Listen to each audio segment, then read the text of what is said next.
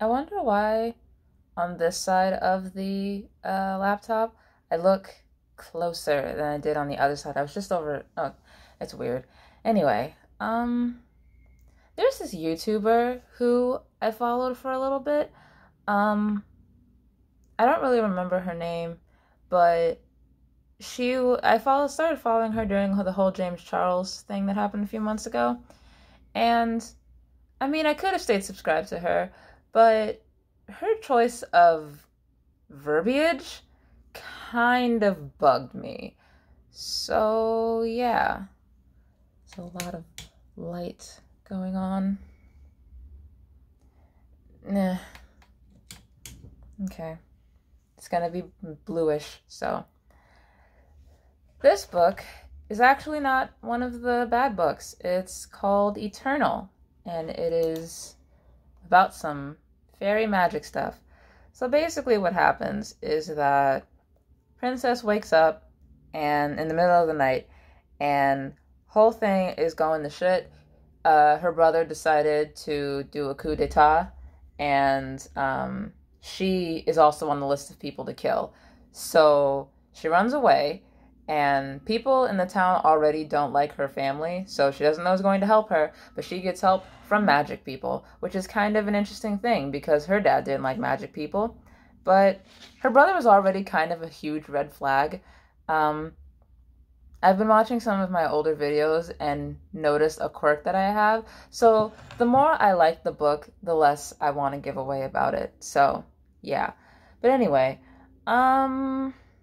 she ends up at this place where there are a bunch of crude guys and some of them proposition her, but she's a sheltered princess, so she doesn't really know anything. So this dude named Dylan decides to help her. Pretty cool.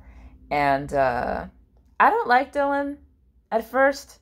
I actually I mean, I kind of like him towards the end of the story, but he's still kind of a dick, so I don't really like him still. I'm hoping that the next 11 books will fix that. So, I really hope that I like all 11 books.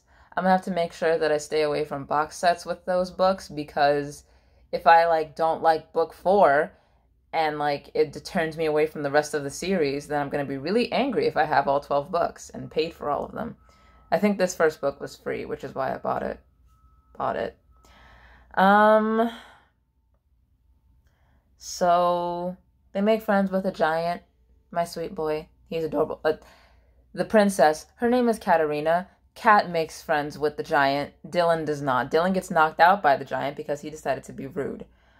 Um, they have another friend. They find another friend, sort of. Her name is Tanya, and she decides to help them.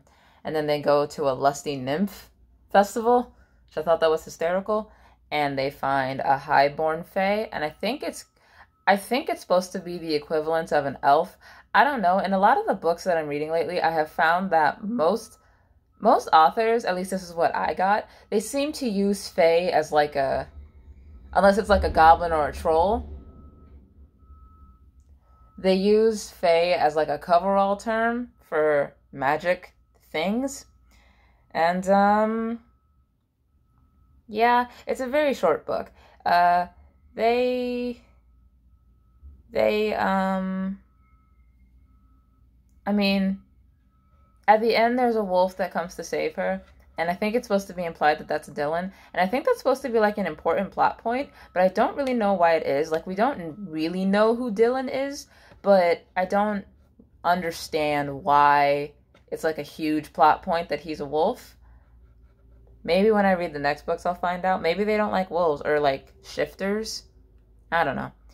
Um this is probably going to be a really short one because I mean there's a lot of stuff that happens, but a lot of it just happens. There's not because it's the first book, and kind of like with Ravensmark, they're trying to set up a lot of things because this is a 12 book series, so there's a lot of stuff to set up. So this book is just a lot of exposition, which isn't that bad because I mean it's necessary because Kat, when she was little, the king removed all magic except for the court wizard from the castle. So Like, she doesn't know all of these things. She kind of thinks that they're stories. Like, she never really left the castle, so the exposition is natural because she'll like she has these preconceived notions about them. She'll like ask things or say things, and Dylan and Tanya will be like, literally don't say that. So it makes sense that she's asking all of these things or doesn't know all these things. And like, we're in Kat's head, so we know that part of the reason that she's not like freaking out that all of this is happening is because she's compartmentalizing her emotions. We're kind of either told or shown, I can't quite remember, but somehow it is conveyed to us that she's like dealing with things as they come to her, because if she has to think about the fact that her father's dead and think about the fact that her brother did it and think about the fact that she's kind of planning a coup d'etat and think about the fact that magic is actually there all at one time, then she's not going to be able to function. So being told that she's compartmentalizing is fine, because unlike in Foul is Fair, I mean, there's really nothing to compartmentalize. Things aren't quite so terrible in Foul is Fair. Like, comparatively, everything is really great in Foul is Fair. She found out that her dad is alive.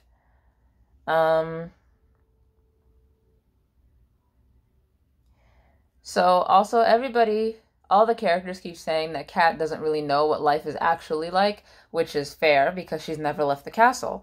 And due to that, I'm kind of okay with her constantly being a damsel in distress, because it's not like she saved a bunch. Like, her distress is more like, I don't know if abstract is the right word, but her distress is just, it's kind of like a panic attack versus an anxiety attack. Like, it's sustained over the entire course of the book because, as I said before, her dad just died, her brother's the one who did it, she has to stage a coup d'etat, and yeah.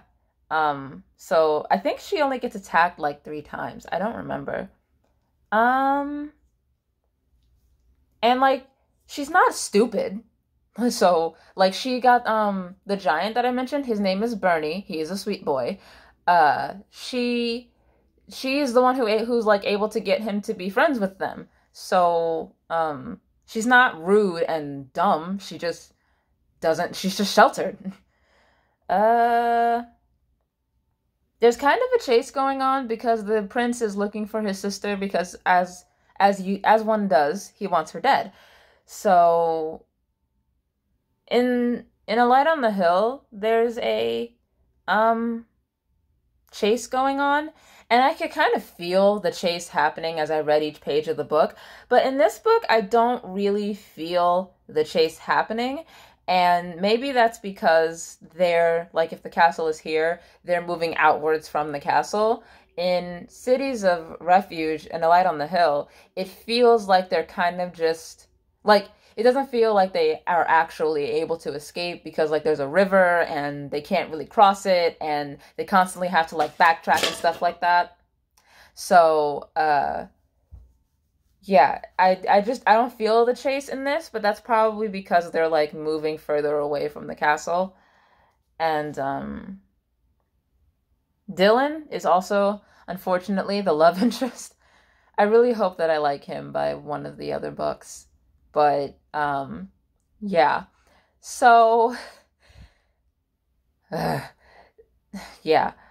I mean, I'm okay with it, though, because the pull towards him, like, Kat's pull towards Dylan, isn't, like, I don't know what the right word is for it.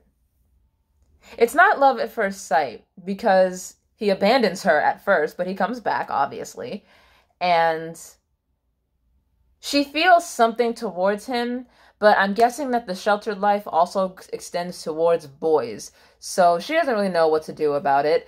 Dylan doesn't want to admit that he's in love with her, but I kind of think that he is. And yeah. I will admit I was worried about this book because in the title there's also the phrase paranormal romance, and I don't associate that phrase with good things.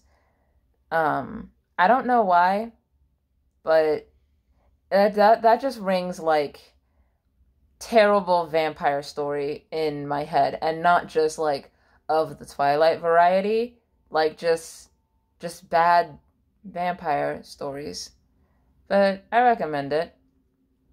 Uh, so this book, I have it underneath Dragon's Champion, but like it's the one directly underneath Dragon's Champion.